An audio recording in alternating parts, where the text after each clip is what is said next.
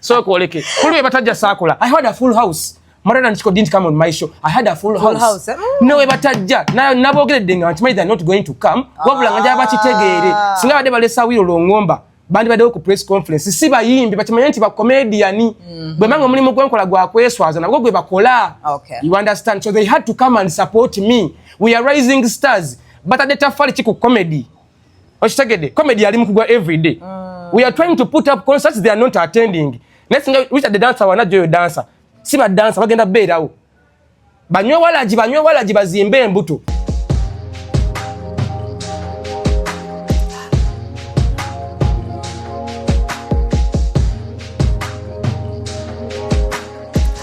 Have you ever realized that there is a breast without a nipple? But without a nipple.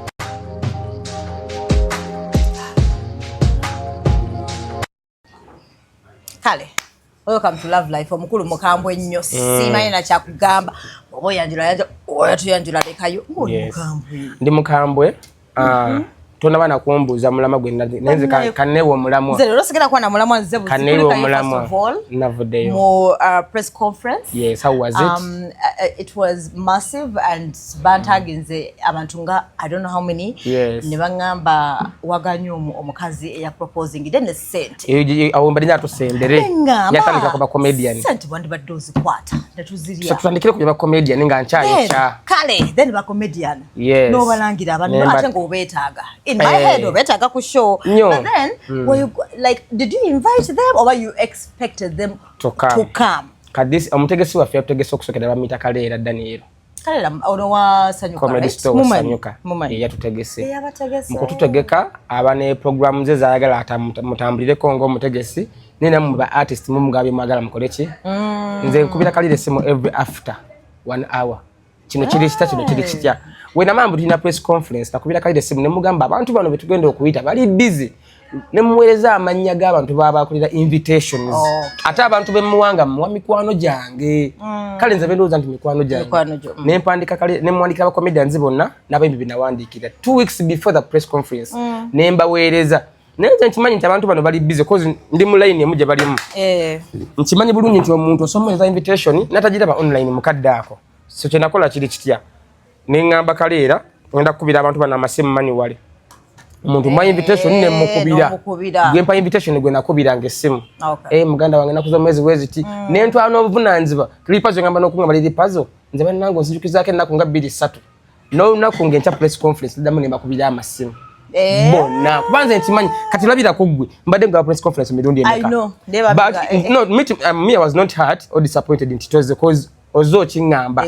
Era nabadde kimanyi na messages waziraba ate laba ekiba kiduma kibabwe kiti kati singa Doreen tewazi nga tewangamba but mbadde nga nkimanyi 50-50 era nga nange ndi musala nkosalira nakoleme kuchanga bakuwadde program era kino ne bapeleza message forwarding kati tetusaa kunnuma kuba nange mbadde nkimanyi washawa njala kujja n'ebyo TV producer wange program azikola wati kati naba people were like Doreen taze nga bansubira okunyiga but me I knew.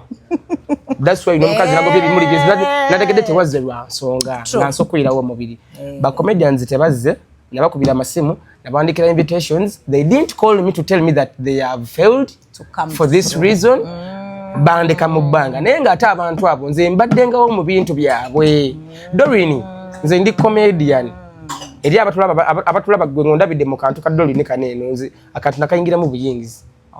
Nze mulimu gwenkola me comedian. Nakulaba edda ngo yabala Gomez ze nakula. Awo nera nzija nkola comedy. Yes, comedy. I'm a comedian nkoze ku stage zone nene.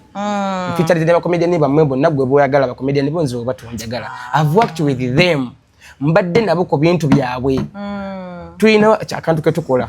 Nti mawula na ndwe nibategeka ekivulu. I work for them for free. Sibasaba sente nti sente ezivuddemu zibayambe bo okwekulakulanya. Sibasaba no wadde amafuta ebisale bisinga tusaba amafuta nga omuwerekeddeko ku show eyewala ategese shejjinja nakuwaayo 10 nakuwaayo 2 n'obutamusaba woba olaba nga osobola nti bali mukono nja kweteeramu n'ogenda n'okola kale mu mpusukemu ekyabiri ngende nkole amafuta oba n'otamujjako n'ogenda n'okola. Those people tubabeereddewo nze sigenda kera kumakya nkule madola ntikiko muga empayo milioni 10 kuba tazirina tuli mu mbeera ye munabo baavu babyoli bubi tubale bakuzimbya mbu tobanako zinakambe kenda kuwa kitole yaba comedians they are poor they are dying hungry in the houses yes tebaina cha kulia hata stage za comedy zili mekazi omanyi ngojeko comedy stores zigaba ku sente zitegerekeka ntono if a comedian tutana teka bivulu biwera abiri mu mwaka cause we are few gwempa ba comedian batano bamanyi pasote ke kivulu buli mwaka batono ogenda kumenya maula na Dwayne Madonna and Chiko Maria Chokwe yakola king of comedy tachakola bivulu amoti alwawo kola concert zineza nti buli mwaka soge kubala aba comedians abasoka bamuti buno budde nina amanya gasote ka wade shanze mu bunafu bangasote kala bonita nenga soji kola buli mwaka nga tulinga 10 baba 5 bizonto bya kola big concert kati wembanga mvuddeyo nekola concert sirina manyi mpa amanyi kuba nange nkugatako ku show yongo okoze wo comedian yagamye mbo amoti takwetaga ya mwetaga nstanetaga nga ku show yenze najikola abata netaga okakasa tanetaga chogamba amota chai mtu kola comedy myaka abiyo kuva kati badanga chai ta ina moto ogwa akadiye choga kali kwa mama mganti amota takadi watch president Museveni mganti akadi yange ntebajirekewo omuntu atuko mbine gukowa he's funny he's good he's the king of comedy but age iranze shakwa mpira do ngera kuempeza meka 10 mu comedy I'm going to retire that's why ndimo kukola nyonze mbeke ibintu byentekawo oba nkere kumachanga national yange ya comedy school of arts cause otuka no kutukanga olanze ne wano wendinze namanyi ga stage ni namatono rachi ife nze namanyi ga stage ni namatono irafe nze ogenda okumpita okukola show sende zensaba ondeka okay. You understand cause ngane mbala ngenda kujja bagabobo sente butono nsokola wali videos zange ku TikTok onefuna kakadde mu dakika 2 you understand so nze ogenda ku stage you have to have given me good money kati nembanga nkoze press conference mbayisi press conference yabadde ya comedy kwade ko motoro motoro mumanyi ngata ina ne chivulu nena abireka najja ate motoro is not a stand up comedian msajja wa skits and drama bantu benko nabo tushalinga stage tebazi mama nabatirani so nze mubyabwe ngamba so I called them and I sent them invitations to respect them kubanga bali nko nabo sanumugabo gambibo wayi nayo gundi jangombererewo kwabo tebatuwandikira nga batuyita banagala kibere fomo nti adorini nenkuwandikira kimwe nawe nakuwandikira atenga nkola buli unaku but it is to be formal ekintu cause abajja mu concert ya fair soka bakimanyi fe tukola akantu nga katono nenga kali cream okay oshitegeera we even shared the stage with the bantu nga bali cream so why did they not come chechibuzo change and they didn't explain to me nti balemereddwa kubanga doing program ye yencho bojimanyi fe tuchali mu kika ky'abantu abagwirako program from there the program zingendo kola enchange man neka nsoji ku breaking gira enchange ndabamugaga legit yamsa genda gula tickets legit abantu atola abantu beeru program yenji na motwe tomorrow onomana go beta aksam wa China aina jantu ali wo mugagga nyanama okutunda ticket ekyo kindi motwe ngenda genda nkola akantu ne chicken already I have my schedule kaitosa kati wonkubira buno bude mu program yencha I look in my schedule negama njasobola sijja kusobola kati abantu abo nabawandikira they had to tell me they are going to come or not teri kintu kirumanga kuba na expectation nze sandirumidwa singa bali bangamba ntebagenda kujja so wabakubira ne bagamba we are coming of course they responded positively but they didn't turn up so and even up to now they have not called except Amot has reached me akubye nampeza nifanyira posta 11 yes nchotwa ku WhatsApp nangamba ngenda kukola yatukole drop na ategera nti bambi naye yasobeza okay okitegera kumanze nabeerawo andi chemba subira okunsasula kyekyo sigenda gamba madati ntimpa milioni 10 mfunye kizibu azimpe bana ngoba mu nyumba majata so kumpa sente lwachi bagaba tukolere zika wash nkede ku machanko za akantu nange nfunemu toyagala kunsupport ogenda kunsupporting otya bagala comedian ne mebango be mu nyumba mbenga sina cha kulisa abantu bange zije ku TikTok onkolera live ntande ko kusabiriza bagamenti comedy agude that we are beggars they are making us beggars because they are not supportive oshitegeera singa abadde awiro longo banga go balese bagala nyo nadala bamadira ati bagala nyo kweteka mbanene bo balinga bayimbe balinga ba Jay-Z singa abadde bachaziza awiro longomba wigenda wala jetegese singa bali wali nchika zimbi zogu buto wasala wala ji oshitegeera ne kunze comedian nalabanganza ndabanga komona nenga nze golabanga komona tukole kintu kyekimu funa tukola gwa kwasama you understand so wemba musiru naye musiru Why didn't they show up to my press conference? Ano mulala yakubidde. Rain yankubidde. Ne yetonda. Ate nangamba ndi mabegawo. Era nangamba abasajja nafe ku press conference yaffe tebajja. You understand? So that is bad. Message yange genderi ba comedian. Ekyo kikulu singa kyabadde kya muyimbi. Nga yabadde King Saha. Obanga yabadde Shiba yategese. Wandirabye wano kabako ku side eno. Didi Pazo n'omulabe eno, Epasi n'omulabawo, n'abayimbi be batakiriziganya mu mbeera ya byabufuzi bandi baddewo. Kyova aba comedian tukyali babeega neziba sente za government tusobola kufuna lwa nsonga we are not tetulina association sente za government zafuluma waliwo akabundu ka comedian akekwata ne kagenda ne kaziriya. Muhanja agenda ogendayo kusaka sente za comedian nga teziriyo nga group emwe eyaba abeeyita basita abakola oluzungu. Sigenda menya manya anti ina mu ne grade munange wano bakomenya niba oluzungu beera banga abamalayo atenga tebatusesa feno mu downtown gwe Salvador asobola kusesa kale goli wa luzungu asosesa masaka abi manya alyo kaseke asobola we ayina kulaba nze mali yaki abafe yes tamanyi luzungu anaseka tenga Salvador akoze simbu Salvador tali fane but tali fane kono masaka kale fana tulina audiences affe but ya all comedians toina kubamba no gwe okuba okola luzungu baina ne group byabwe ebyatuka they got comedians association ne byabo bya kisiru. They are stupid things over there. They are stupid.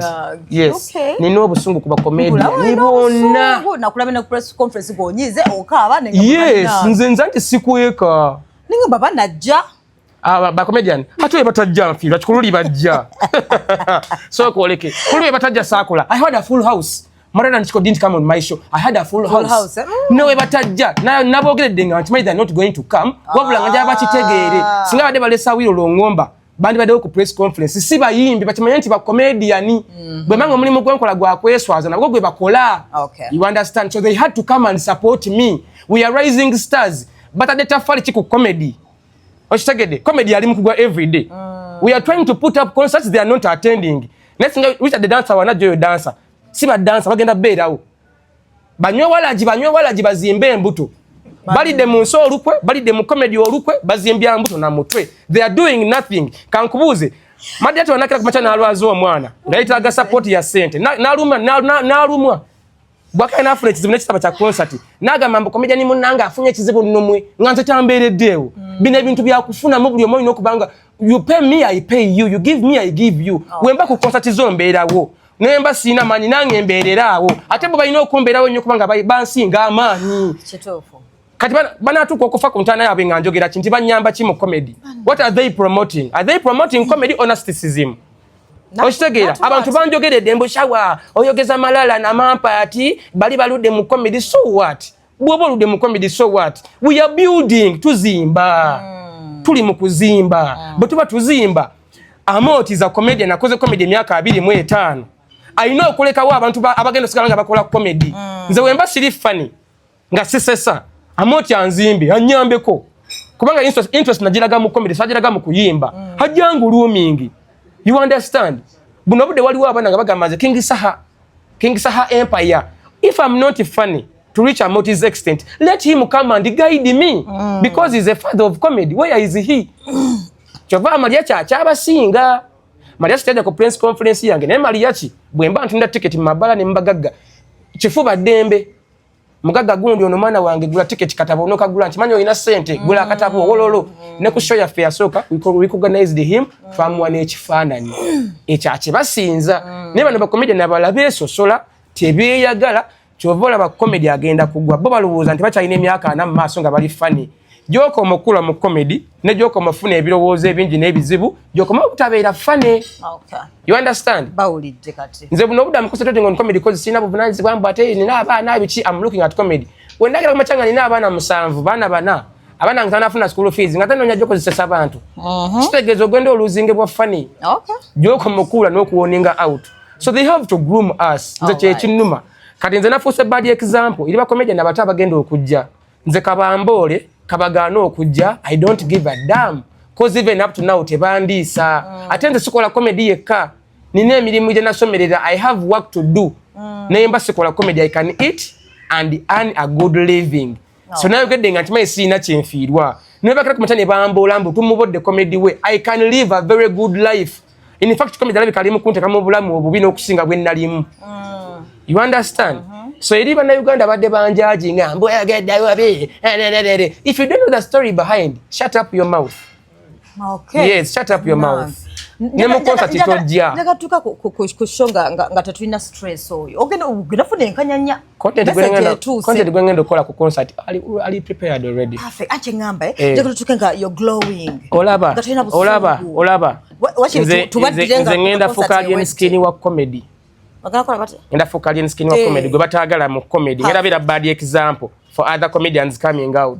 Amoti if he's a father of comedy aveyo aguluminga abana abato. But at least I'm glad he reached out. Alime kubera kwa Malula family. Comedy doesn't end with the Malula family. They're reaching out, which is good. He reached out, which is good. We are talking, we are in good faith. Perfect. He's going to come on show. Era tugenda kola drop naye. Nasanye sente yakirabye. Perfect. So abakulu oba Madola Nchiko sijja betondera ate bwe balina okwetondera nze. Ngenda teeka wo olutalo babalanzizemu batebanzizeemu nze nja kutambuza omumwa. I talk their bad shit they do. Pako le bali etereza. Okay. Wala ku press conference ya comedian ki. Okimayo teka shema tatu nakusaba sente okujja kukolirako. Anti brand. Bulandi kinawe. Wacha bulandi. Bino wacha bulandi. Fate tulina bulandi na tonyimya bulandi. Bulandi singa we not even funny. Bulandi. Tonyimya ba bulandi. Kyogamba. Tufune ku mazi tusoka tu. Waliwo mana ine chivulu ngena kuzo mwezi bakumi bamita Scorpion. Onagamba immediately. Aina brand chicken saw kubanga mwadde ekivulu. King Sa yamugambye nze nkuwadde ntimba. Aina brand chi. This is not about brand, it's about supporting. We are also a brand. Right? Ochitegedde. We are also working with big companies. Right? Success Motors, Apple Furniture, Banji. Sanyuka TV is our main sponsor. We are also a brand. Tebatukakanya zengenda kulwana nabo. One man's agreement. Oba kyekyo. Amen. Ngenda rwana nabo one on one. I'm serious on this issue. I'm not doing comedy. No, we should start supporting each other. Chovola baba comedian tuchafana njala mu nyumba. Ntinobo gwenze mu government kusaka yo sente. Babagamba kibina kya mwechiriwa. Tulina tuka, tulina ekya kansime, tulina ekya bujinga ngitoni. Salvador yagena yo nasaba sente, gundi ayina ekibina. We are not cooperated. Baga nti mukolesa ko ya comedian bekunganya ko ngabo oluzungu. Nebekunganya akabinja kekyanja. Simaye bakolera comedy eno ku Bate Valley bano ba ku National Theatre abamuhanji tebagala comedy wa muhanji. Ba comedian bo oluzungu bana comedy wa muhanji. Bagamba muhanji taba wa stage. Kati balwana abali awo bali kujirwa naye bobo okole wa muhanji nga tokole eno wagundi nga bakuwolana. You understand? So enkwezo n'obutaagaliza bibagwemu. We comedians we are supposed to be jolly people. Tunakuba basanyufu. Ne lwaki mwesibire emitafo okutuukawo bali ba logo ku mitima. Kyova Maria kyacha abasinga. Okay. Okiregedde. Era nze wambi tebajja ku concert yange era batekawo babawunsa. Okulaba Madirati oyo omumpi naddala oyo omumpi n'oyo omunene. Baba nkubire nga bali bwerere. Bakuletera amazzi taata. Baleete soda. Kati awo ne tugenda ku topic endala. Bana. Ensonga yabonje mazi. Nabadde munyiivu. Nakolabye ka baleete soda munango. Nekola press conference nga ninge yayisa abayimbi. Naddala abayimbi nga 18. Banange. Mukwana. Ezala kasoda nze nywa Pepsi tunangira Pepsi kuba bye bansa sponsoringa tuleta no soda wo mulala. Pepsi yako sponsor is my sponsor on show. Either mpa Pepsi oba kwa fina. Mpagi njagala kati. Nga olwa atanjagala sagala. Obadde gamba bulandi sebo nange na Pepsi ku gondi yange. Bogirina. Asijina mukwano. Kikolaga ki? Brand zikola na brand. Yes, onsinga. Seko singa. Ya tuli ba kabi. Banda. So abakulu abo betereze. Tutegedde. Bagenda kwetereza. Amoti yakubye essimu. Rain yakubye essimu. Ekyo kiraga sense of maturity. Which is good. That's what I'm saying. Omuntu amanye ensobi. Ate when I was talking about Maulana and Rain, nagambye nti cause before manager abo yali yankubira mutaawe. Nangamba 50-50. Nenkibira mu mutwe. And those guys that said singa tebatala kujja mu press conference ne bajja ku show. Kala ate oba abana abo balungi. Maulana and Rain. Ebate bazze ku show nga Maulana yefula busy. Abira masanyalazi. Rain at least ajja nayimba nakola obwomu. Okategedde. Nenga bazze. Which is good. Kati gongamba bulandi amadota ndikikoyeko bagende bakolere egweru mu America baba bakabinyo. Bagende mu America baseseze eyo. Wasoda Pepsi. Anti bulandi Bulandi bagenda otale Bulandi yabe mu America mu Los Angeles bakolera eyo. They are local comedians because they are doing Uganda. Bine bya Bulandi twambala masuti na kuvuga mamotoka bya kisiru. We have to be there for one another. Teri Bulandi. Tonyemeza nawe. Tukulinze down. Bampe ekyokunywa nga tabana kirira genda bank ali waggulu. Bale mwangu ye Pepsi kuba ne tufu. Pepsi refreshment. They came on my show. Ne baita boxes za amazi, boxes za chi they gave me money. Nice. So kati chogamanze siri Bulandi. Ogeza ko konzi kakkanya. Sagala konzi kakkanya ndi Bulandi. Ninga biswanka.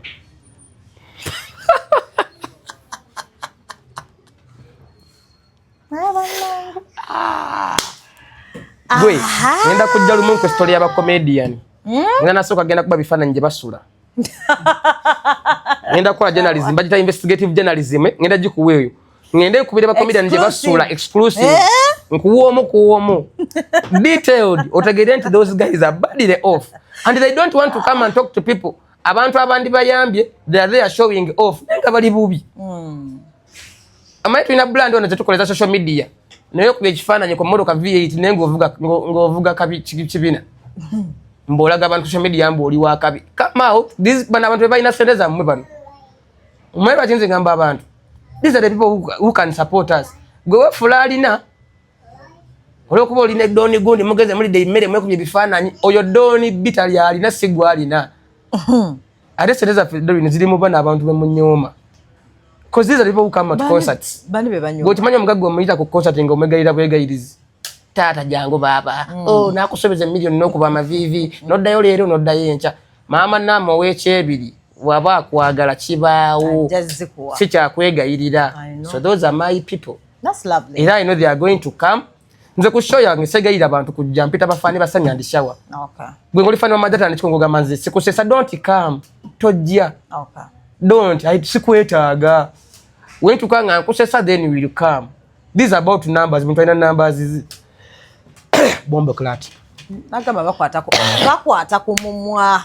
Manyira nawe. But they do. Yeah. They do, but you see the mood I am. Yeah. The mood I am. Mood jemba de moji davi. Yo wasoda ngaludde. Ngaludde. Otugenda ku topic enda kwa kira. Lete endala gwe interviewer. Kadenze ko topic. Kati njagala kumanya ngambye zene topic yo. Andi yeyo. Saga doso ko wete makona nga ndagadde nga chacha muse. Okay. Nga chali vibrant. Ngandi waggulu. Vibe. Chiva mu vibe. Chiva mu vibe. Saibu kama babaga. Kalete wano ka Pepsi baby girl. Kasirike. Pepsi. Karacho bise baby girl onyize. Hanti akoteka Pepsi. Wenda ako Pepsi.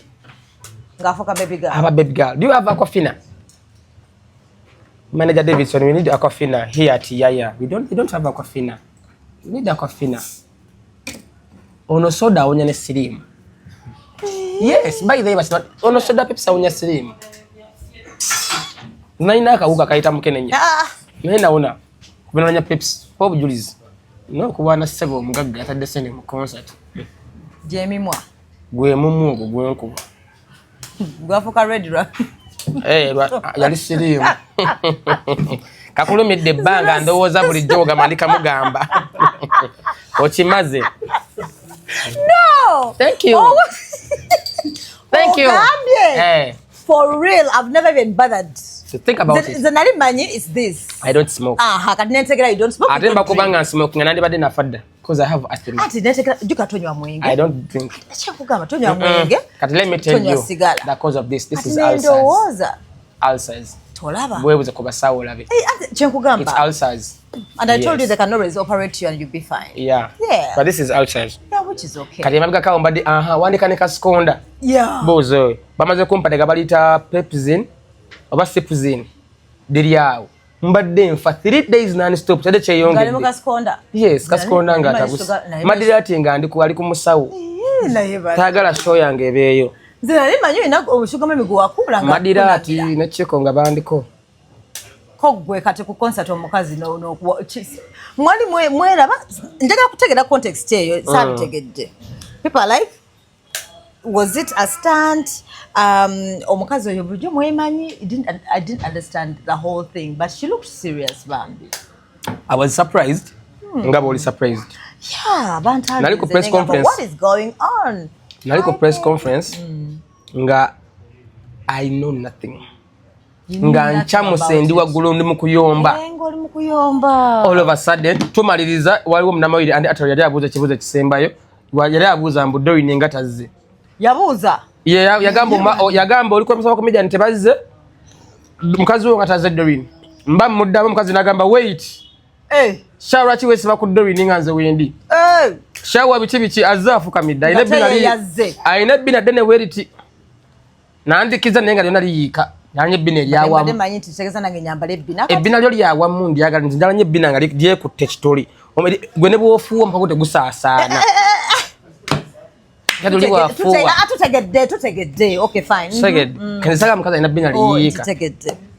She's beautiful and she's beautiful. Yes. And by the way, I want to apologize to her. Okay, here. What happened exactly? Like she was like, Shawa, wachwaga Doreen ni mkazi mukadde, lwaki omwesi bako? Yes. Even kyasinzo okunyiza. She even went ahead and called you omukadde. Look at her, sweet 16. Doreen is 16 years old.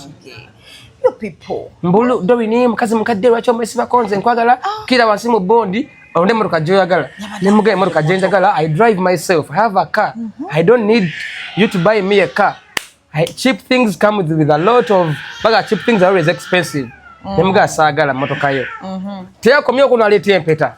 You proposed to me with a ring on the first day I've seen you. Really? No nandibadde wakukiriza. Yazene empeta. Yes. Nendi kumwetondera nti nalebe sente tokutukusente nalya goyete sente tuzidire. Doreen olaba kayisa agula buwanana. Nabadde osobola okukiriza million ejo adalese. But yadegera kugirako ebintu ebirala binadde sobola kukola. Segedde because I was not ready to fall in love with her. Lwaki gabadde gamba nti njagala kumwetondera yansanze mu mbeera ya busungu. Ne mukuba sente n'ebimuli. It wasn't intentional. Sandi yagadde kikola mukyala yenna. But yansanze nga ndi you can be mumpi and short tempered. I'm both short and short tempered. So at yansanze ndi short tempered. But in such instances you walk away. Wamukubye ebimuli ne bantaginya ne bagamba Doreen bagenda kukuba. No, I can't beat a woman. But you itegeza woba ku test Pepsi inza no munkuba Pepsi nga zivuddeko. Mukunywesa bunywesa zivaako. No cooling ko Pepsi awunyedde kendi. Pepsi everywhere you go. Refreshing.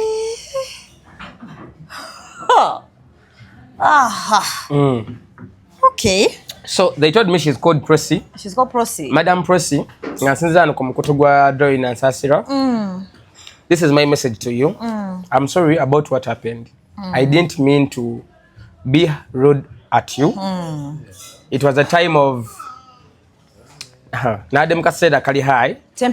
My tempers were high. I was out of my mind. But still, I want to tell you this on this channel. I have someone I'm dating. Despite the fact that she's walking me mountains and valleys, rivers and gauges, I'm ready to wait. Love is not about money, like you came with your money. Love is about time. I know with time she will love me. She's the apple of my eye. She's my Songhai princess, the woman of my life, my Ina, Kapaditi Inaka. She's your wife. My warrior, Queen of Jansi. You understand? She's my beautiful Onyinye. So, Madam Pressy, I have someone I'm dating, someone I'm seeing. Please try over some men and leave handsome Shawa alone. I know I'm handsome, right? And I know I'm on the market, but yes, I am selling like Pepsi. I know that I'm handsome, I'm tall. Shawa is tall. Yes. Shawa is tall. Shawa is tall, guys. Shawa is tall. Shawa is handsome. Nze bantu bandaba bantya, but I'm tall. Wondabire ewala. Wayambadde nesuti n'owanvuwa. Yes. Please, nakulabye. Nze nyimpa okusinzira bye nyambadde. Nengoye zino zirimu gundi by the way. Zirimu ki? Zirimu zizita nature sometimes. Nze wenyambala ebintu ebinene sometimes nyimpa. Naye wondabire ewala. I'm tall and I'm handsome. N'osinga ne Sammy obuwanvu negamba yeah. That is my man. Yeah. Ngamba.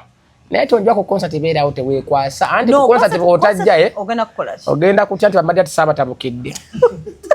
Ngenda kutambulizaako omumwa mutala ku mutala, chano ku chano, ne Masaka nja muwa akantu ko. Naye badage. Ne Masaka ko lunja tambo mbadde nka mumye banga. Afuna 2 views ogenda kugenda ewa kiro yogere. Ko ajafuna milioni view. Ani nyana kweyambula. Ngandaga njana kuwandika mu akatabo. Omukazi mukasibu.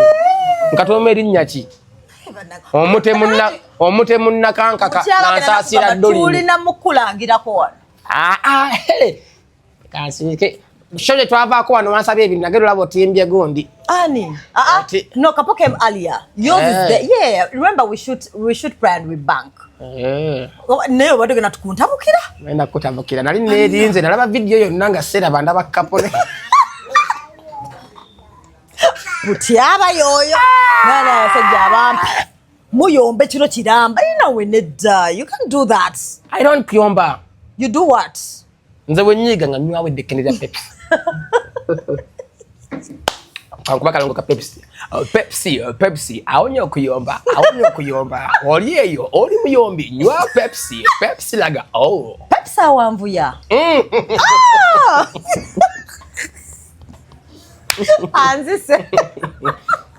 Okalege edda blue band ya wamvuya nga Pepsi ya wamvuya. Banne munywe Pepsi. Munywe Pepsi. Mwagire Success Motors. Anti nze aba Success Motors emotoka yeje kuwadde. Yes. Very beautiful car. Wali ku Success nagamba gwo chesi yemikisa jo. Lwoli funa akadengo oli serious. Emotoka gena kuvaayo ng'ovuga. Success Motors tugamba nti walk in, drive out. Ojja nabigerera ko ojja saga ojja na boda. Njawota lamaga okwo ndalangu zengo lamaga. Okay. Odeyonga wenyola. Mbeyonga perfect. Kategedde. Yes. Sanyuka TV mugirabe nnyo. TV y'abantu, TV ya muntu wa wansi kubanga yampagidde. Bambi. Ukategedde apo fanta mumuguleke ebibajje yayina ebibajje ebirungi.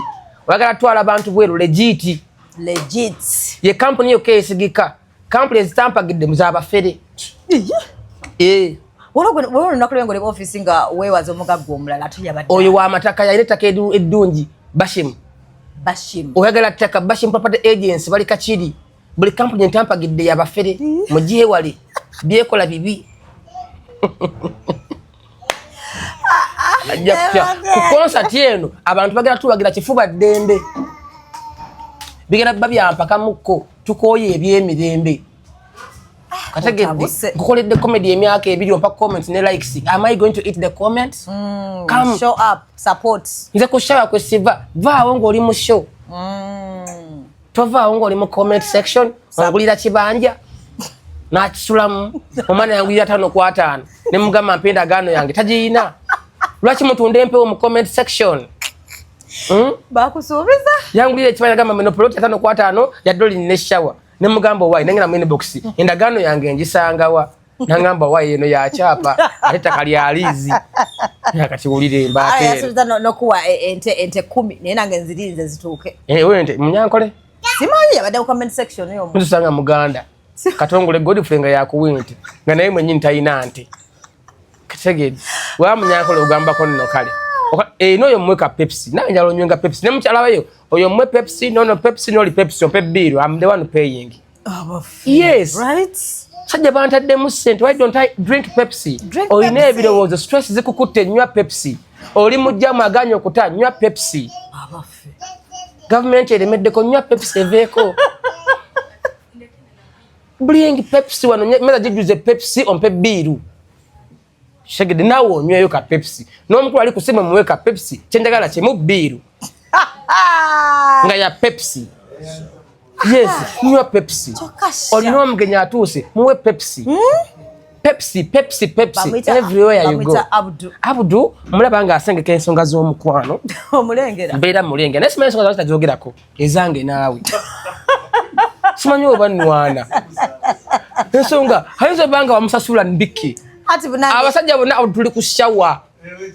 Oyina okubanga oli ku Galaxy nkola ku Galaxy noyisaawo teweetiiririra Abde Shamutiisa yaŋŋamba shawa nasobola okulabirira bannange shawa obuuka bw'ennaku zino ati nja kusobola lwa nsonga nkulazeeko nti ndi musajja mukozi ate nze ndi muyiribi nagaawo nsanga nga ndi ku medical promotion nzino okuwangula essaati teweewuunya nze awali ssente wembeera kati ndi muyiribi okulabirira omukazi it is cheap thing nze nkigamba nnyo n'abalenzi doyinza ondaba kati buno obudde sirina mukazi it is cheap ate olira uliriza Doreen nze nkyagala na nyembuza lwaki nali mbeera nze right now sina mukazi nina abantu benako obuvunanyizibwa ng'okulya kwabwe n'okunywa n'okusoma bali kunze but before when I was alone I could even sleep hungry abavubuka balowooza mbu wasa omukazi mbu oba ogenze mu kkomera awofuna ekintu ekikupushinga ogenda okukola kikuwa motivation kale right now sina mukazi nmanyi nti okusoma kuddayo n'abaganda bange balina okusoma nina abaana baganda bange bati nga nze nina obbawerayo school fees motivation bali abalina okunywa akasawo k'omukyere kalina okuvaayo akakawunga kalina okuvaayo nze nteekayo ssente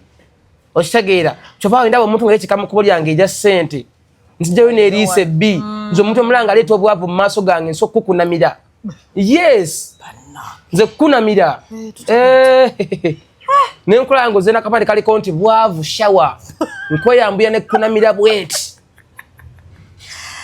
nenkolaga ebbira lya bbulu bombo awo wentuuse kati nze ni musajja mukozi kati nze okulabi eyo ndowooza ya sina bwavu ndowooza y'abasajja nga baalemwa nga they are lame in mind omukazi ate omukazi gw'ofuna klasi y'omukazi gw'ofuna ye pressure ya ssente z'onoonya eso yagala bafuna bali above their class a bit bw'onaafuna omukazi nga wa kikomando era bw'onaafuna ettaano ziba zikumala kati Doreen mba nkimanyi nti alina okugenda ku TV alina okukyusa akaviiri alina okukola bw'ati alina ku radio kati awo booking nja kuzinoonya kumukumu obulango mbukuba eddo tuddo concert nkola 2 mu mwaka because I now have somebody I have to look to the mother of my children ino kunzaire ebyananga bina 2 girls 2 boys ekyo kye kirooto kyange okulanga nakubyane mukazi omunyankola omukiga nga muwanvu kaikole muwanvu nnyo naye wooli omala abaana bana balenzi 2 bawala 2 mwene economy bana bano ofati ninda kukola nsubira ofuna omugabo mu gavumenti bayintu ino sente z'abasajja abampi ezijja biliyoni 7 ate nze kyamaani waabwe ekyo sebyo nato bibala tunula mu maaso be innovative I'm a living thing innovative simanyi kyekyo teekawo ekyo kigambo gye kiri but not in that context kigira okale be innovative sometimes toyina kukasanya bigambo bwete ekigambo nga bwokiwira okiteeke bwokijjira okitegedde oli wakira akigugolinga kagame innovative ate ogugolinga gutegeera kyabadda okimali ekigambo olama kyekitegeeza nengola akijjira waawo kati nala akijjira waawo innovative lwaki oba owakana are you a dictionary no I'm not why do you make so much research n'okunoonyereza ennyo kubi omusajja omu baali bamuyita yali musajja mugezi nnyo baali bamuyita Isaac Newton kasitola kabata kakunyumizaako yali mugezi nnyo but was very ugly naye kubanga amanyiyo science biology ne physics obongo bwamugamba nti wanaafuna omukazi ali beautiful bagenda zaala abaana nga bali beautiful nga maama waabwe nga bali wise nga taata waabwe manye ekyatuukawo yazaala abaana nga babi nga ye nga basiru nga maama waabwe because of too much research abantu bawe soda wa peps so sometimes you don't have to do so much research ate kugenda wala ojja kunonza nnyo kuyamba bya gavumenti bakunyige osegeera glass noli mutyamu we baby wandi made but soda sometimes simulonje ku baana omwana muba mu juice aliba soda ba mu gas aliko juice kali mutyaba mu juice soda noli omala mpe bill njiraga abantu nagisasula mwenzo gamanti bali kunjuna no I'm paying Pepsi bill ya Pepsi wonsanga by the way kanu kankaiseewo bobango lifani wa Samia ndishano obako wonsanga wonna ukuva omukono ngambe shawa njagala kunywa Pepsi woba oli kumpi nedduuka nywa leta bill tugenda kunywa fina tunywa Pepsi kati nsasule Pepsi abagala amazi aquafina wabula nkadda mu sweet Pepsi wabula Pepsi the soda thank you kati oyaga tufune anyone like toina kola background check if you're supposed to get someone background check yeta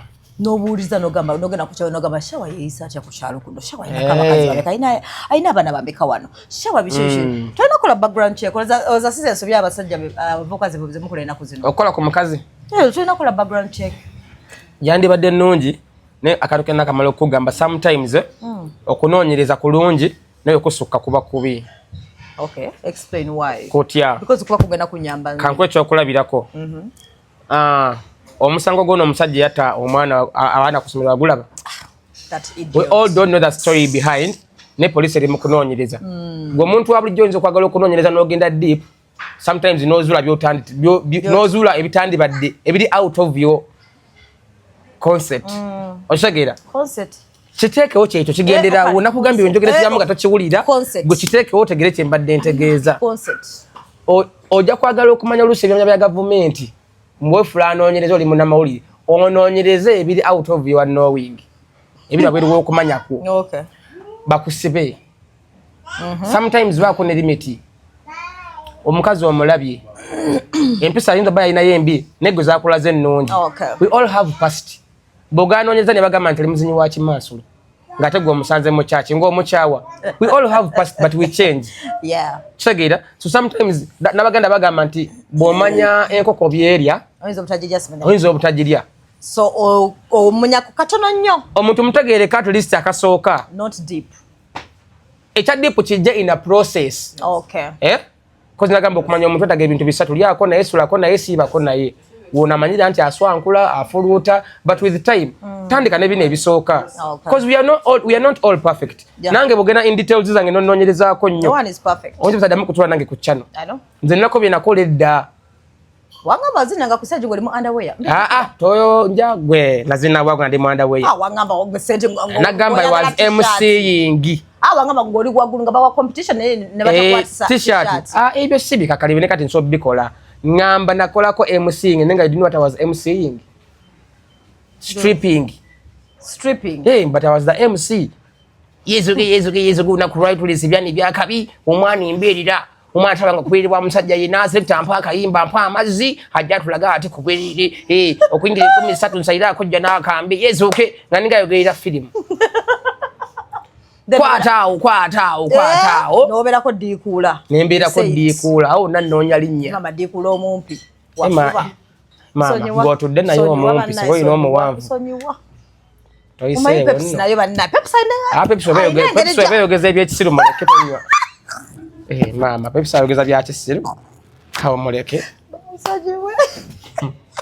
tebakuwa noyitawo osula baba so we all have past I understand so don't overdig ojasanga omukazi tufa omusanze mu kanisa nenga alina byali akoledda wabula matali nga wawa omusanze mu budde obwo nkusanze mu church kitegeeza you are revined nagambye njogera kigambo nga tokifiiringa kitegeeza kitegeeza obudde obwo yakyuka okitegedde tugende nekyo revined zinabiranga mu dance competition kuzina kuwangula saati netuzeekubirako ebikondo nno MTN yerese Pepsi erese t-shirt n'okuba munno sirapu ku t-shirt n'oyambala Pepsi emyaka ena nebampadde obulango batuufu nalangalanga dda nga n'ensi temumanyi nalanga dda Pepsi wayambala t-shirt ya Pepsi balese promotion ya kuzina this is my nze ndi musabye how much njala sasula how much gumu bili just 12k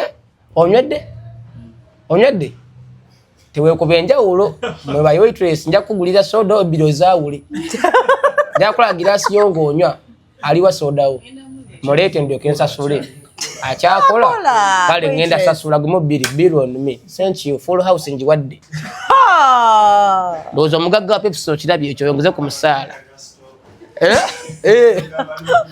anywa sitooko so dowine nze ndowooza mu relationship ye omuntu tewandi mugenze nnyo deep mu kaseera akatono kubanga tulina pasi zaffe oluusi ezitali nnungi oyo Masaka Nazalawo yamukunamirako eyo interview njagala agikuwe yes ensonga zaali serious ensonga zaali za mwana naye baaba Nazalawo yeesiima n'akunamira ggwe nze nanti nayo nooneka nonkunamira nali musonseka ne mwambulako ekitiibwa ky'obwa Nazaala ategeera weyambulira otya omwana gw'ozaala olw'okuba muwala we yanobyewo omulenzi azzeewako omuwala yavuddeyo n'essimu ebyekisiru ng'ebyo anti nze nkwata ettooka eryokya naye ndikuteekayo Nazaala nga yabonaabona so kati izo story buli ntaba ne pasti ye nomaana ogambye ebyo byaggwa kati ntambula nakipya nze setunulira mushawo oli shawo mukadde mwetunulamu kwewa motivation ngatagala oddeyo ngasagala nzireyo era nze mba nsabise ebisinga ngamba nnyo Katonda nti I'm not where I want to be but I'm not where I used to be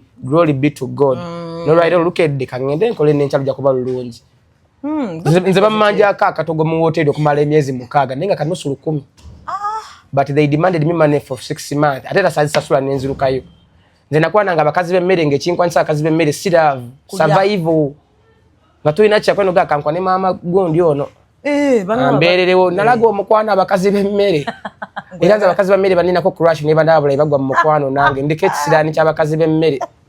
Naye abakazi b'emmere banjagala. Aba hoteli eza downtown. Ati manye ebiro manye obakwata ne basanyuka. Dukira bakoba nnyo mugongo bakutama kufumba emmere kati bamukwata mu mbirizi. Na chamuka zaabwe ziri awo kati bampa nnyo emmere y'obwerere balina kola balina ko crash. Bambi. Segera. Bana bino bya one night stand anti kati mna Bruno bamuli bubi kukundi. Yeah, it was a one night stand. Bobela bozana mwala like such a woman. Unobela ngo ino mana nenga kuliko bubi nnyo. Always coming out. Sigwa kuzana kulinya. Coming out all the time. How do you handle such a thing? Nakunyeza ko mwali yavayo nagamba ga kujja mu kamera ga memba iri buto lwange. Nenga seba kankona yo. Simu kunyeza anko. Chaka byogera kugundi. Waliva yo najanja kuwe embozi. Nekata achali yagamba. Jali aneya mana asirika ko sign up proof. Naye nze message yange yalagende abana bobuwala. Nze natamanya bola ababofu. Ate sibasobya ku mulembe gono gutuli ko educated. Abala balina kino nti weneba kane Masaka, weneba kane Bruno Kense beweddeyo. They are excited. Weneba kane shawa chiwedde. Dawi nze kuguno omulembe okuba kano mwana ngamba mbu ali ruboto. Kitegeeza aba yalwagala. Because there are many ways of preventing you can avoid that, yeah. Of avoiding. Even if you don't, if no matter what says a condom, their pills, their families, their what? Yeah, true. Oshagera. It has never been manyinga mwaka kumwaka tumula ko mbali rubuto. Family. Okatagedde. Kanywa babe bana bakava mu kyalo. Bolona kere kanfuna rubuto. Nze abana anzala nga bayina excitement babe ne sente za abantu bajja kulabirira. Nze mpaka ngambye nti kati njagala Doreen muteke waka. Sigenda kuzaala buli wensanzi.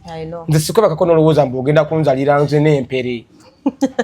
Buli mwana ajja n'omukisa gwe nze najja naguliwa. Nze onzala mungu okimanyi kujjonkera ati onazi risk genda ozaale olabirire. Era nagwe nakigamba. Nalina olabirire. Nalina gwe yes. Nagwe nalimbeera naye omuwala otwesanyusamu. Nangamba naye olabata yetefuna olubuto n'omugamba ogenda lulabirira. Ndukusabye muzaire abaagala. Women bine bigambo bya busagwa je bali tebajja bawomera but okwawala single motherhood weweze zairo omusajja nga ayagala nga tuna olaba ali wathe leka tulime kuzaza excitement mbolo kuba ne basene gundi serebo basene bayine bizibu byabo. True. One, they are living a fake life. Nagende wamugagawo. First of all, they are living a fake life, and to maintain that fake life they are putting a lot of money. I know. Oshagera ate basene tebagala stress. Agala kuloza kuyimba music we gwo mugambo liro buto. Ate yalukusaba. Baba yalukusaba itizo kete yalukusaba. Yalukusaba. Kidda ku gwo mukazi. Ozachi bagamba nti omwana omulungi omwana ombi avumaganya nnyina. Basi bagamba kitaawe. Obusiru bonna bonnanyezebwa mukazi. Si musajja yes. Cause mwina mother ne tatuba subira okubanga mutegeera okusinga abaami. Omukazi we yambulira omusajja ngolaba kiri wathe. Webasa naye mulundi gumu. Just a one night stand. Then you're pregnant. Meaning you are supposed to do something about the pregnancy. You have to do something. So it was intentional. Do you have a kid? No. I don't have a child. Have you not been doing sex? I use condoms, my dear. So? Because I know there is family planning. Tumaye after? Exactly, the repercussions. Oshagedde. So abatasa kikozesa. Kaddo intogama n'olucho osozalo mano gama mbuzade mwana wa nsobi. Obosazeewo. Kati pressure mukazi jateka ko musajja. If you're above 18. And no, actually not even above 18. When you're below 18, you know. But the moment you go into that act, yes. And nze naba sister bange nabagamba. Nze bagenda bange ntuja nimbabolira. Nimbagamba gwe wakona dakagere. Sawa zino weba kana omuvubuka agenda funa olubuto. Yeah. Nemuga nebo ofuna olubuto, omuvubuka yakufunisiza olubuto takola. Musoma mwe no basika chapati. Wabala fe ofuna olubuto fe wane wafi kulwekitiibwa dadi wange chairman. Kulwekitiibwa cha family yaffe tugenda kugobewa ko gende ne bawo. Mubonebonere eyo.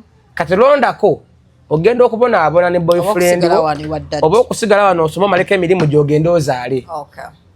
Siga mambo sija mugamba kino babi you have to tell them. Yeah.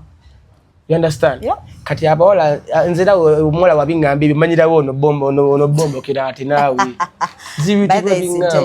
It is intentional. You have to be kati yagamba Bruno K atali na face kigondo amwagala no wanga ajamwagala.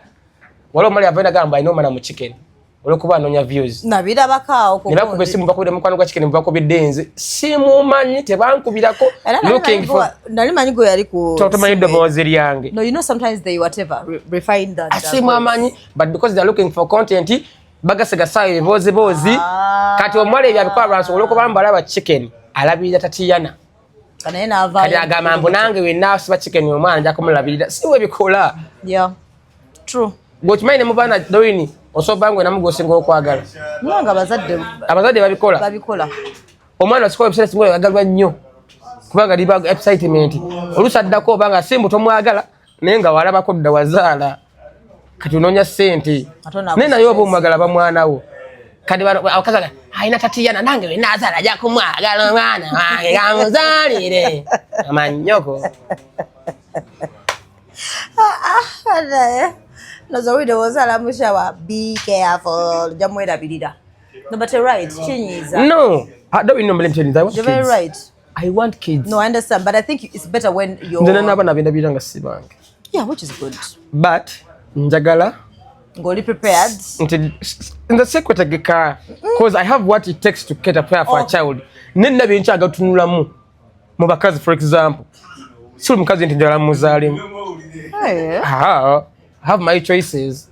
Munanga basaje bebagamba basaje nze na choices zange nze ndi kunoonya mama w'abaana bange yesagala muzalimu waliwo okunoonya mukyala wo n'okunoonya mama w'abaana gona tekanaga nti huyo mama Masaka ng'afaana ekitiibwa kya maama nga oyakuleta omusasi wangule mu bbaala guzaala abaana basuubira kukola ki nze ndaba abazadde ku TikTok okwo ng'omwana amutuuza mu bichallenge ebyekikulu naye nga bogano tulira ne mama naye nga gwali mu bakulo muswaswangule guli awo kati omwana ali ku TikTok omwana muto myaka 6 bamusibye enviri bamukola bi make up bamukosa bi challenge by'abantu abakulu omwana yemulanga abantu bakulu akola ebyekiseegu mama kubanga batatu tebalina budde bwebyo mama bagala omwana mu full style no baba ono omwana naye nga akola content nenga content gwamukozesa omulaba wakyana mama kati mama ono yaga omwana wange kala njala abestana ye content ki omukazi gojje mu bbaala ku besiti akuzaalira akwe bbaala buli dinako akuzaalira omwana yegwazadde amusubira mukola ki bya abazadde mbo mwana ngitakubwa omwana wange zaabu kubanga nete baabi mukola ki so nze noonya maama w'abaana bange sinoonya mukyala wa kuwasa abakazi b'okuwasa balinga bijanjalo bangi singa nawasadda I know but I'm looking for the mother of my kids ate beetega nenze beetega wakyamu so yino baje nakukatoyo ali abakazi b'emmere mundeke katoli wa muganyo ab'emmere bagaye bandeke ab'emmere muveeko kazi b'emmere bankwana nnyo ne bashuga mami bakutabukidde kati bashuga mami bebazi anna wala badage bantaddemu shawa mbonye Hatewa, nisekeza katoli bwakukwana omwala okulosha kwa inakiza bola bakwana. Abala bakwana. Akwana. Kati nze kumala kati muno budde omwala okunkwana. Obo majja ina mission. Okimanyi okubayite bako ina kubira careful kati mukwana. No, omwala asokunkwana nenzikiriza. Nekisinzira. Izotya. Nokiriza. Olasoka noja nobera mukwano gwange. Nolaba. Nitubera fenna feeling kati nze feeling nezi gwe nonkola ebikolwa. Nze omwala anankwanta alina kujja nanga mambu nkwagala. Alina okujja nanneetega nankola ebikolwa nandetera feelings nenkimugamba. Naye bw'akingamba kintama feelings zibula. Kati okimanyi kati wano wotuusa olina okubeera sure very careful obutabayita n'ewaka. Nze bujja nongamba mbu I love you ng'okingambe direct ng'oli muwaka mukazi. Paba bino byombonyabonya nze mbyagala. Ndaba nga ndi mukulwana omusajja alina okutoba okufuna ekyayagala. Kati nze era so yongera mukku. Ndako n'okumpa akalisti mpa wiiki ejja. Eno tumpa. Segera nze obyenjagala nembunaabunamu. Alaze nemba mu mukwano nga nega tasagala kunterawo obuteezi bwe bati. Jani tulwanamu. Nemba nga yingira nonkuba tteke. Nenkomawo nontuggamu akalooma awo. Kati gwe njani tubeera nga bali mu restoring. Nonsiba akalooma tuli bwereere. Badde mbuuza abawala okubaleeta abawala okubaleeta kubanga ndaba gy'olaga. Abawala obaleeta ewaka. Boda n'agamba.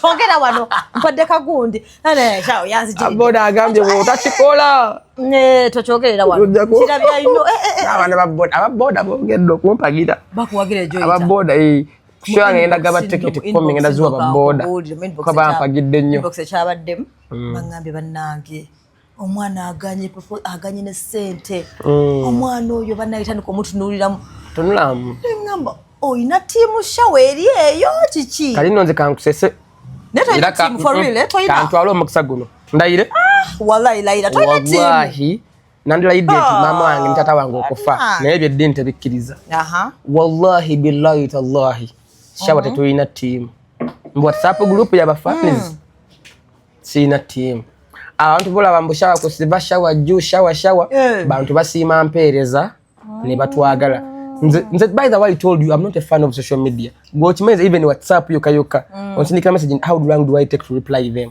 you take some hours nze esime no giraba eno anize nkyali kwana logo nze era noyemba ne bamasaka akasimu kange kanombanka noonya nnyo okusinga eri nze onsindika message ku WhatsApp oko nendo okujida musiku bambo neeraga I'm not a fan of social media nze mudiwo yaffe social media handler wa for money yes Sami ya postinga content nze kati fetwe we emirimu Sami ya running social media mu team yaffe era ne bogenda ndogira message ezo tembate mwogera nange bwa mwogera na Sami unless ngoza ku TikTok page je nakoli eri yange no send ka inbox ku number eri ku gondi ne bogenda ku Sami and shower ya Sami buli account yaffe we Sami ya running social media nze siri nnyo fan wa social media nze nange n'emirimu jange je nkola mu company Osagera kigoli wachi no twegabanye emirimu that's how we have managed to work nti Sami akola kino nze nenkola kino Sami nakola kino Masaka nakola kino we have a team of about 5 people nice Hamu Sami Masaka Gavini you understand with chicken na ali party na ina byatuyambako na yenze ngandi social media Sabana gakasemba libate kubuza bawala bajje wakogenda bakola wate katenda kuziro okimanyi bekugenda ko kubifanani babiteke kati atoko vai natandika concert erimo kumpuba sichachaza after ogenda kolotya oja kubujja ebisumuzo byako bina nakuwe ekisumuluzo by the way let me still have the key langa show kanso chine ekisumuzo kozi sigala kulanga ntusa ebisumuzo buli kaseera langa show enakuza mwezi nga 8 omwezi ogwokutaano tuli ku State Labonta bambe mujja mutuwagire tetulina ba comedian bakomedian tetulina todamu kuyomba tulanga sho ne kati tuja ogambye pepsa kujjeko obusungu kanyeke lekenderimu atagala kudeje yatandikidde so inakuza mwezi nga 8 omwezi ogwokutaano that is May tuli ku State Labonta mukwano concert season 2 mujje mutuwagire mu bungi nje tusaza abalayi baffe lwaki wagitumye mukwano like friends I don't know like why that type Nesho ya sukali mukwano it is kagambo kaffe mukwano wali nnyo science mungi kasofu na kagambo kewekwatako ng'okalemerako tulaba Maulana ndwe ne soy twali nnyo atali awo mbu tolese mukwano mbu lwakuba ki naye ebya Uganda emanyi ofuna kagambo kewekwatako kati nekwataka mukwano paka ikaligwamu supu nganji yakalala bintu bya kamula so no tunawoka mukwano njituome kishawa njituome kantu kwegambe ulanga mukwano eri mbiga Masaka ati ono siwa kuyiya nnyo kufirako ekintu kikolenga we kiri biviyo chola banga kyekiroko kyo nenyala concert ni nkubye winter so tewali nnyo twakiyita mukwano nena kogane ka trending ngai tukatwalira yawo so mukwano kali feeding nga tukola akalala nga tukola bachwezi so number ya tickets I don't know abagala ogula ticket ake namba yesi mtakagenda tambula tukaleke kali kansome tomanya najirabire abagala ogula ticket lwakuba bambi tonkubira ngenda gula ticket emumbonzi je nkusange woli mumye yankubide semushamu jembo wagide nemvuga paka mpere ngagula ticket ya mitwale javuze mitwale 5 Labonta waliwo ticket Success Motors waliwo ticket ne kusanyuka waliwo ticket but I do deliveries sikupogo ticket mubonji ogula VIPs 5 Neza ordinary 5 kaje mitwalo 10 kitegerekeka ate ngoli kumpi still abali mbitundu byenansa nakasubi namungona kawala mkawempe I can deliver them bobango ogula mu bungi naye chambers maiva much I need support you're not going to call me ogula ticket yemu mvuga mafuta ga mitwalo 5 noyemba nenye boda odagera gamalinya boda nebo bolinye boda jakujja kwa mutwalo mpadde ebiri at the end of the day tufuna sente zinsagala kubali mambo tukola concert kuyamba bakate yamba ngai babali mambo sende zinavaamu kyabe bakate yamba nafe tuli bakate yamba sende ziva mu concert zaffe za kweyamba Andi batera okukola concert okwagala ofuna sympathy y'abantu. Mutuyambe mujje 70% evaamu tugenda kuddukira abakazi abakola fistula. No. Feke nyintu tulina fistula nze ne Sami. Oli baamuzaalukuka ziba comedian tebanjagala. So munyamba ne mujja. Njamalayo kalooni k'emmotoka. Baganda bange mbaweere fees. Nkolewo ne ka business akalanga ne mbasigenze ku stage nfunayo omutwalo. So sente za kuyamba ffe si za bakati yamba. Ffe bakati yamba. Sala tuleka ukodi mbate sente ezijja tugenda kuyamba ab'ekikulu kuto no. Mutuwagire nga mumanyi sente zaffe tugenda zikozesa. Kale neyanza. Tweyanziza. Bill ya Pepsi ogisasula. Bill yange. Eno bill yange. I pay using phone, you want cash. To show that I'm paying this bill. Come. I'm using merchant.